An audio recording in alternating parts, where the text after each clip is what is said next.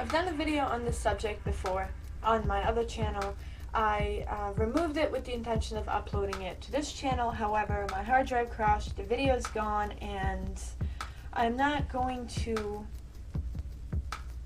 make another video like it. If you've seen the one that is gone now, you all know how I feel about this. So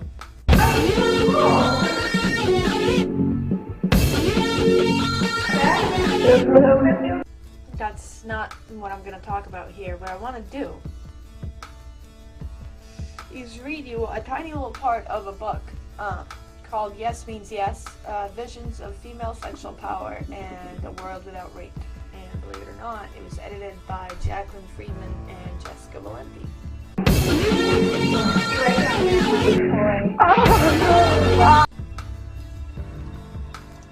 As someone who works in the feminist media and who advocates against violence against women and for rape survivors' rights, I never felt I was allowed to participate in the fantasy of my own violation.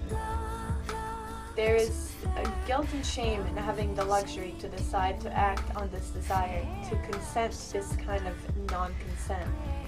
It seems to suggest you haven't known true sexual violence, cannot truly understand how traumatic it can be if you're willing to incorporate a fictional version of it into your play. But this simply isn't true. A 2007 study conducted in Australia revealed that rates of sexual abuse were similar between BDSM practitioners and other Australians. The study concluded that BDSM is simply a sexual interest or a subculture attracted to a minority, not defined by a pathological symptom of past abuse. But when you throw a little rape, bondage, or humiliation fantasy into the mix, a whole set of ideological problems arise. The idea of a woman consenting to be violated not only is difficult terrain to negotiate politically, but is also rarely discussed beyond BDSM practitioners themselves. Sexually submissive feminists already have a hard enough time finding a voice in the discourse, and their desire to be demeaned is often left out of the conversation. Because of this, the opportunity to articulate the political ramifications of rape fantasy happens rarely, if at all.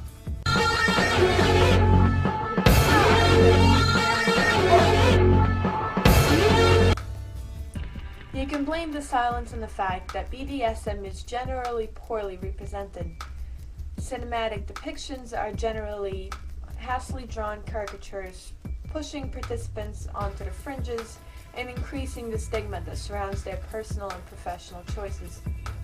While mainstream film and television occasionally offer up an empowered, vaguely fleshed out, and somewhat sympathetic professional female dominatrix, think Lady Heather from CSI, those women that are sexually submissive by choice seem to be invisible.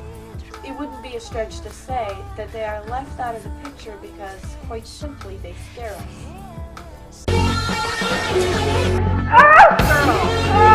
Feminist pornographic depictions of women being dominated for pleasure are often those involving other women. That's a safe, explicit image, because the idea of a male inflicting pain on a consenting woman is just too hard for many people to stomach. For many viewers, it hits too close to home.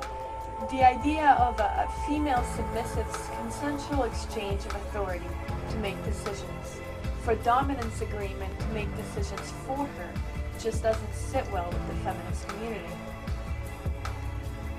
Whether or not it's difficult to accept that the desire to be demeaned is not a product of a society that seeks to objectify women, I would argue that, regardless of appearance, by its very nature, BDSM is constantly about consent. Of course, its language and rules differ significantly from vanilla sexual scenes, but the very existence of a safe word is the ultimate in preventing violation. It suggests that at any moment, regardless of expectations or interpretations on the part of either party, the act can and will end. Ignoring the safe word is a clear act of violation that is not up for any debate.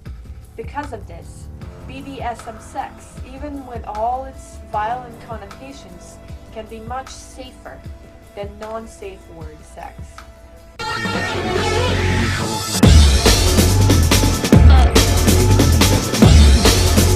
While not very romantic in the traditional sense, the rules are clear. At any moment, a woman or a man can say no, regardless of the scripts she or he is using. Sexual submission and rape fantasy can only be acceptable in a culture that doesn't condone them. On a simplistic level, a fetish is only a fetish when it falls outside the realm of the real. And as I mentioned, the reason why some feminists fear or loathe the BDSM scene is that it's all too familiar. When a woman is subjected to, or enjoying, depending on who is viewing or participating, torture, humiliation, and pain, many feminists see the 6 o'clock news, not a pleasurable fantasy regardless of context. Even someone who identifies as a sexual submissive, someone like me, can understand why it's difficult to view these scenes objectively. Many fantasies are taboo for precisely that reason. It's close to impossible to step beyond the notion that a man interested in domination is a rapist, or that if a woman submits, she's a helpless victim of rape culture.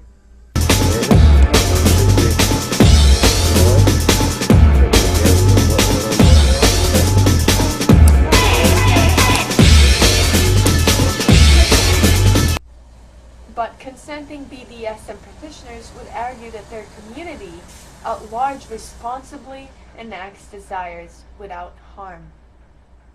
As a community, feminists need to truly examine whether or not it's condescending to say to a woman who chooses the fantasy of rape that she is a victim of a culture that seeks to demean, humiliate, and violate women.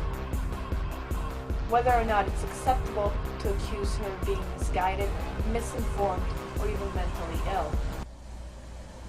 The reality is that the activities and pornographic imagery of BDSM culture are problematic only because we have reached a point where woman's desire is completely demeaned and dismissed.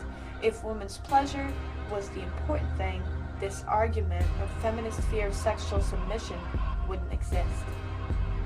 When women are consistently depicted as victims of both violence and culture, it's difficult to see any other